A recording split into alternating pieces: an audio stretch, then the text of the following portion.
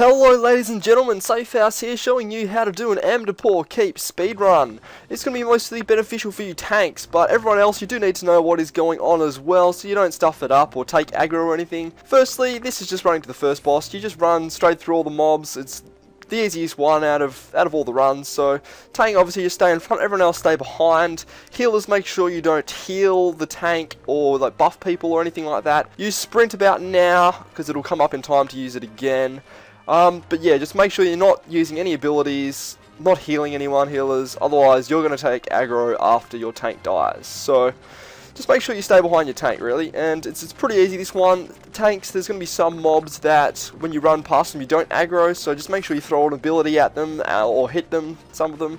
You'll see like whichever ones our tank does. You'll also see the next video will be a different party just because this guy's a little bit under geared as a tank, so he couldn't really do the speedruns properly. So you'll see in the next videos that our party's a different makeup, but you're going to get this. It's the same idea anyway, it doesn't really matter.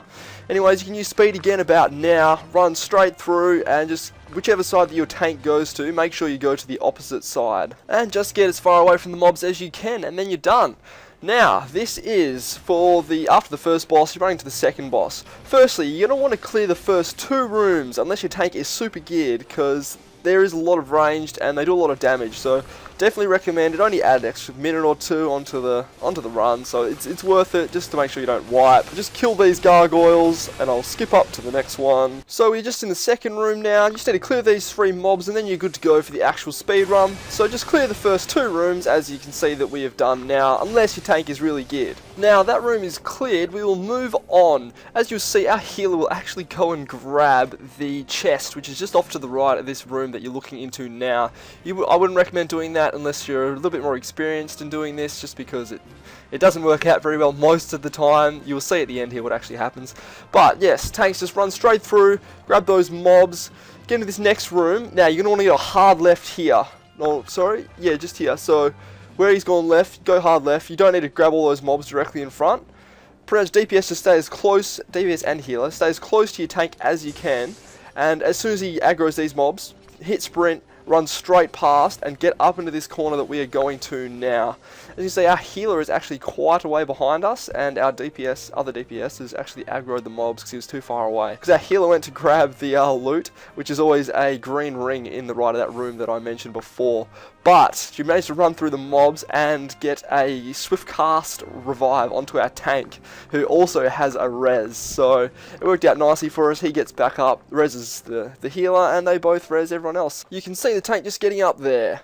Okay, so after you defeated the second boss, there is quite a few mobs you need to kill for this one, otherwise you're not going to make it through, just because there is a lot of them and they do a lot of damage, especially when you get down those succubuses, because they can be really annoying with their long range AoEs. So I'm just going to do what I did before and just show you which mobs to kill and skip through the little fights and stuff. So I'm just going to skip to the end of this one. Now you have those 3 down, you move on up here. There's a succubus here that's been throwing out AoEs the whole time, and 2 other mobs. You can actually use a caster or someone with range. You just run up there and smack that succubus, so you can go kill that one first.